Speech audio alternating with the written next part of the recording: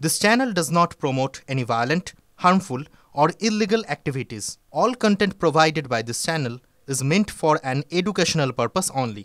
বিজেপির পাশাপাশি রাজ্যের বিভিন্ন প্রান্তে রামনবমী উদযাপনে রাস্তায় নেমেছে তৃণমূল নেতারা। রামনবমীর দিন নিজের এলাকাতে হনুমান মন্দিরের উদ্বোধন করলেন তৃণমূল কাউন্সিলর সুশান্ত ঘোষ। যেদিকে যাচ্ছে না, ধর্মটা যেরকমভাবে রাজনীতির ময়দানে চলে আসছে, এটা ঠিক হচ্ছে না। আমরা যারা রাজনীতি করি, আমাদের কাছে সকল ধর্ম, সকল বর্ণের সমস্ত মানুষ সমান। তো শুধুমাত্র একটা ধর্মকে কোনো একটা বিশেষ সম্প্রদায়ের মধ্যে দাগিয়ে দেওয়াটা ঠিক হচ্ছে না। আমার মনে হয় এটা ভুল। এখানে আমরা যারা রাজনীতি করি, আমাদের কাছে প্রত্যেক ধর্মই সমান, প্রত্যেক মানুষ সমান। আমরা যেমন কয়েকদিন আগে ঈদ পালন করেছি, আমরা নবরাত্রি পালন করছি, আজকে রামনবমী পালন করছি বিভিন্ন জায়গায়, এবং দুর্গোৎসব পালন করি। সকলকে সঙ্গে নিয়ে আমাদের এগোতে হবে। কোনো একটা রাজনীতির আঙিনায় ধর্মটা কখনো এজেন্ডা হতে পারে না। এই বার্তাটা আজকে সমস্ত মানুষের কাছে পৌঁছানোর দরকার। খালি ভোট যে আমাদের দিক থেকে দূরে সরে গেছিলো, এটা আমার কোনো ইকুয়েশনেই মনে হয় না ঠিক। যদি অবাঙালি ভোট আমরা না পেতাম, তাহলে পশ্চিমবঙ্গের ক্ষমতায় 2021-এর পর 2024 সালে তৃণমূল এত সংখ্যা নিয়ে আসতে পারতো না। বিশেষ করে কলকাতা শহরে অবাঙালি মানুষের সংখ্যা যা পরিমাণ আছে, সেই তুলনায় আমাদের রেজাল্ট যা আছে প্রত্যেকটা সিটি তো আমাদের দখলে। রামনবমীর পুণ্যতিথিতে অভিনব উদ্যোগ, 21 জন শিশুকন্যাকে মাতৃরূপে পুজো অনিন্দ কিশোর রাউতের। জল দিয়ে ধুয়ে দিলেন পা, করলেন আরতিও। কলকাতা পুরসভার 13 নম্বর ওয়ার্ডের মুচি বাজারে দেখা গেল এই অভিনব ছবি। নবরাত্রি উপলক্ষে এই বিশেষ কুমারী পুজোর আয়োজন জানালেন কলকাতা পুরসভার 3 নম্বর বড় চেয়ারম্যান অনিন্দ কিশোর রাউত। যদিও এর সঙ্গে ভোটের কোনো সম্পর্ক নেই বলেই দাবি তার। তারা দেবী রূপেই তো আজকে পূজিত হচ্ছে। আজকে অন্নপূর্ণা পুজো এবং নবরাত্রির পুজোর মূল অঙ্গ হচ্ছে কিন্তু এই কুমারী পুজোর মাধ্যম দিয়ে। সেইটাকে ভুলে গিয়ে লোকে কেউ যে মিছিল করবো, এইসব দিয়ে হয় না। আসল পুজোটা যেভাবে করবার দরকার সেইভাবে পুজোটা করলেই বাংলার মন জয় করা যায়। রামনবমীকে ঘিরে রবিবার মিছিলে সরগরম হলেও বাংলার পথঘাট। গরমাগরম ভাষণ দিতে শোনা গেল নেতা নেত্রীদের। নিন্দুকেরা বলছেন এ সবই আসলে ধর্মকে সামনে রেখে রাজনীতির খেলা, বিভাজনের খেলা। এই খেলায় কি আমজনতা তারাও সামিল? জেলায় জেলায় কিন্তু ধরা পড়ল অন্য ছবি, যে ছবি বাংলার একান্ত, বাংলার নিজস্ব ছবি।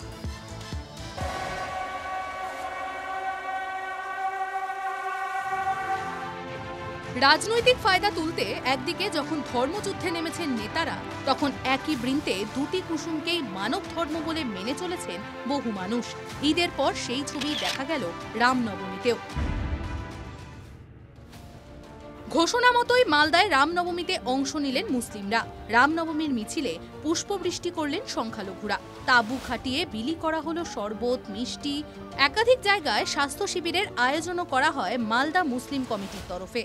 মুসলিম কমিটি এবং তার পক্ষ থেকে এই যে টেন্ট করা হয়েছে, এই টেন্টে কিছুক্ষণ আগে থেকেই বেশ সকাল থেকেই প্রায় এরা কিন্তু আলাদা করে সক্রিয়ভাবে রামনবমীর উৎসবে অংশ নিয়েছেন। এবং সবচেয়ে বড় কথা, ওনারা প্রত্যেকে পথযাত্রী যারা, বিশেষ করে রামনবমীর যে মিছিল যাচ্ছে, ছোট বড় বিভিন্ন জায়গা থেকে যারা যে সমস্ত মিছিল আসছে, তাদেরকে জল দিচ্ছেন, মিষ্টিমুখ করাচ্ছেন। রামনবমীর মিছিলে যারা অংশগ্রহণ করেছিলেন, মিছিলে যারা অংশগ্রহণ, তাদেরকে আমরা জল, পুষ্পবৃষ্টি তাদের উপর করলাম, আমরা লাড্ডু খাওয়ালাম। বোধ যে আমাদের পরম্পরা, যে বংশ পরম্পরা থেকে হয়ে আসছে হিন্দু মুসলিম ভাই ভাই, ভারতবর্ষের আমরা সবাই এক। সেই কারণে আমরা আজকে অনেক জায়গায় রামনবমীর এতে বলছে হিন্দু হিন্দু ভাই ভাই, কিন্তু তা না। মালদা জেলা আজকে প্রমাণ করে দিল যে হিন্দু মুসলিম ভাই ভাই। সম্প্রীতির ছবি দেখা গেল শিলিগুড়ি সংলগ্ন ফুলবাড়িতে। মুসলিম যুবকরা এগিয়ে এলেন রামনবমীতে। শোভাযাত্রায় অংশগ্রহণকারীদের দেওয়া হলো জল, শরবত। রামনবমী পালনে বীরভূম জেলা পরিষদের সভাধিপতি। সিউড়িতে ত্রিশূল হাতে দেখা গেল কাজল শেখকে। বজরংবলী কমিটি থেকে কাজল শেখকে ত্রিশূল উপহার দেওয়া হয়। খাবার পরিবেশনও করেন কাজল। এখানে আজকে প্রায় 10,000 মানুষের মৎস্য খাওয়ানো হবে এবং রামনবমী উপলক্ষে পূজা অর্চনা করা হলো। এবং এখানকার যারা সুবুদ্ধি সম্পন্ন মানুষ, এই কমিটি যারা আছে, যারা এটা পরিচালনা করছে, তারা আমাকে ত্রিশূল উপহার দিল। ওদেরকে আমি ধন্যবাদ জানাই, ছোট করব না। তাদেরকে বলবো এইভাবে এগিয়ে চলুন, আমাদের মধ্যে কোনো ভেদাভেদ নেই, সেটা আমাদের দেখিয়ে দিতে হবে, কারণ এটা বাংলা, এটাই বাংলা কৃষ্টি, এটাই বাংলা কালচার। ভাঙড়ের রামনবমীর মিছিলে হাঁটলেন ক্যানিং পূর্বের তৃণমূল বিধায়ক শওকত মোল্লা। নিজের হাতে রাঁধলেন রাম পুজোর ভোগ। বাংলার সম্প্রীতি অটুট থাকবে। বাংলার সংখ্যালঘু এবং সংখ্যাগুরু যারা আছে, যারা হিন্দু, মুসলমান, খ্রিস্টান, আদিবাসী আছে, তারা রাজনৈতিকভাবে, ধর্মীয়ভাবে, সামাজিকভাবে অনেক সচেতন। ঠনঠনিয়ায় রামনবমীর মিছিলেও ধরা পড়ল সম্প্রীতির ছবি। সংখ্যালঘুদের সঙ্গে রামনবমীর শোভাযাত্রায় হাঁটলেন তৃণমূলের রাজ্য সাধারণ সম্পাদক কুণাল ঘোষ। মুসলমানদের পবিত্র ঈদ গেছে, আমরাও সামিল হয়েছি। আবার রামনবমীর শোভাযাত্রা, মুসলমানরাও সামিল হচ্ছেন। ধর্মীয় আচার সব ধর্মের আলাদা, কিন্তু উৎসব সবার। এটাই বেঙ্গল মডেল, এটাই বাংলার সংস্কৃতি। আমরা হিন্দু মুসলিম সবাই আছি। আমি আমার নেতা, আমার নেত্রীর নেতৃত্বে হিন্দু মুসলিম সবাই এক। আমরা সবাই মিলে এক दूसरे সুখ দুঃখ প্যার मोहब्बत के साथ हम लोग रहते हैं। হিন্দু মুসলিম ভাই ভাই, এটাই তো বাংলার সম্প্রীতির চেনা ছবি, তাই না? Bureau report, TV9 Bangla. রামনবমীতে রামেশ্বরমে সেতু বন্ধন করলেন প্রধানমন্ত্রী নরেন্দ্র মোদী। রামেশ্বরম থেকে শ্রীলঙ্কা গিয়েছিলেন, আর মোদী শ্রীলঙ্কা থেকে রামেশ্বরমে ফিরলেন। এবং রামের রিজার্ভ রুটেই রাম আদম সেতুর উপর দিয়ে পুষ্পক রথে ফিরেছিলেন। মোদী রাম সেতুর উপর দিয়ে হেলিকপ্টারে সফর করলেন। তারপর অত্যাধুনিক পাম্বাম ব্রিজের উদ্বোধন করলেন তিনি। বিজেপির প্রতীকী রাজনীতিতে সেটাই রাম সেতু। লঙ্কা থেকে ফেরার পথে রাম আর হেঁটে ফেরেননি। রাবণের পুষ্পক রথে চড়ে রাম সেতুর উপর দিয়ে উড়ে ভারত ভূখণ্ডে প্রবেশ করেছিলেন। মোদী শ্রীলঙ্কা থেকে ফেরার পথে প্লেন উড়ল রাম সেতুর উপর দিয়েই। গভীর সমুদ্রে ধরা পড়ল আবছায়া চড়ার রেখা। রামেশ্বরমেও সেতু বন্ধ, তবে নতুন করে সেতু বাঁধেননি মোদী। ইংরেজ আমলের একটা পাম্বান ব্রিজ ছিল, সেটা ক্ষয়ে গিয়ে বাতিল হয়ে গিয়েছিল। পাশে নতুন করে সেতু তৈরি হলো। জাহাজ এলে সেতু উপর দিকে উঠে যায়, জাহাজ চলে গেলে আবার নেমে এসে সড়ক ও রেলপথ যুক্ত হয়ে যায়। আগে ব্রিজ পাশাপাশি খুলে যেত। এই ব্রিজে যে অভিনবত্ব আনা হয়েছে তার নাম ভার্টিক্যাল লিফট। রামনবমীতে সেতু উদ্বোধন গভীর তাৎপর্যপূর্ণ, নিজেই বলেছেন প্রধানমন্ত্রী।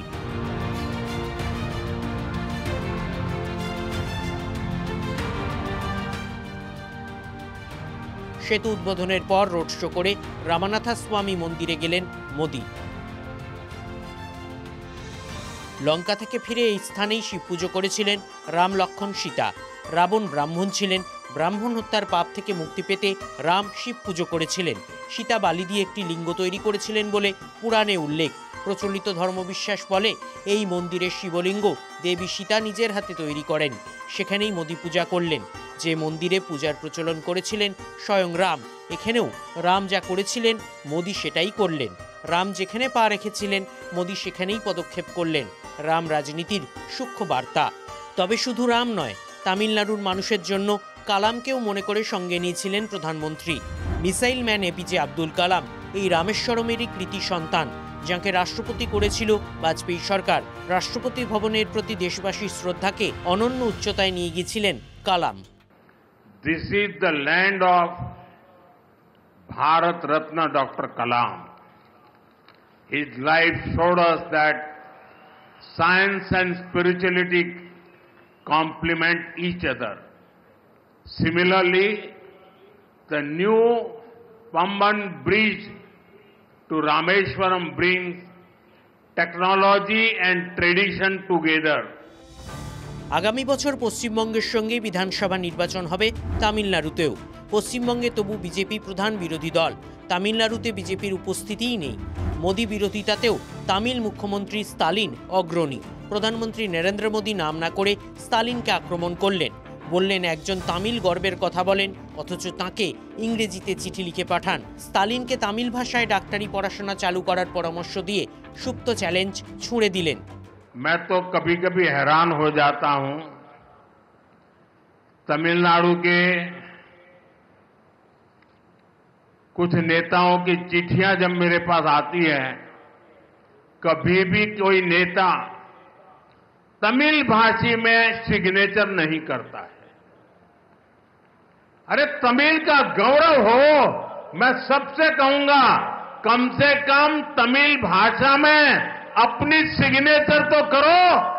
मैं भी तमिलनाडु सरकार से आग्रह करूंगा कि वे तमिल भाषा में डॉक्टरी के कोर्सेज चालू करें ताकि गरीब मां के बेटे बेटी भी डॉक्टर बन सके। ওয়াকফ সংশোধনী বিল, জনসংখ্যার ভিত্তিতে আসন পুনর্বিন্যাস থেকে শুরু করে জাতীয় শিক্ষানীতি, কেন্দ্রের যাবতীয় পদক্ষেপের কট্টর বিরোধী তামিলনাড়ু স্তালিন সরকার। বাজেট বন্টনেও বঞ্চনার অভিযোগ তোলে স্তালিন সরকার। মোদি রামেশ্বরমে দাঁড়িয়ে হিসেব দিলেন তামিলনাড়ুর উন্নয়নে ইউপিএ জমানার তুলনায় কত বেশি বরাদ্দ দিয়েছে তাঁর সরকার। খতিয়ান পেশ করার পাশাপাশি বক্তব্যে সূক্ষ্ম শ্লেষও জোড়া ছিল। इसके बावजूद भी कुछ लोगों को बिना कारण रोते रहने की आदत है, वो रोते रहते हैं। রামেশ্বরমে সেতু উদ্বোধনের মঞ্চে ছিলেন না তামিলনাড়ুর মুখ্যমন্ত্রী স্তালিন। তখন উটিতে রাজ্য সরকারের কর্মসূচিতে ব্যস্ত ছিলেন তিনি। তবে স্তালিন জানিয়েছেন তিনি প্রধানমন্ত্রীর সঙ্গে দেখা করবেন। সংসদের আসন পুনর্বিন্যাস নিয়ে তামিলনাড়ুর মনে যে আশঙ্কা রয়েছে তা দূর করার অনুরোধ প্রধানমন্ত্রীকে জানাবেন Stalin. Bureau report, TV9 Bangla. রামনবমীতে দেশ জুড়ে যাত্রা বেরিয়েছে। নরেন্দ্র মোদীও যাত্রা করলেন দিল্লি থেকে থাইল্যান্ড, শ্রীলঙ্কা হয়ে একেবারে রামেশ্বরমে। আর প্রত্যেকটা লোকেশনে জুড়ে রইল রাম। সংঘের রাম রাজনীতি দেখছে বিশ্ব। প্রধানমন্ত্রী নরেন্দ্র মোদী নতুন চ্যাপ্টার লেখা শুরু করলেন, রাম কূটনীতি।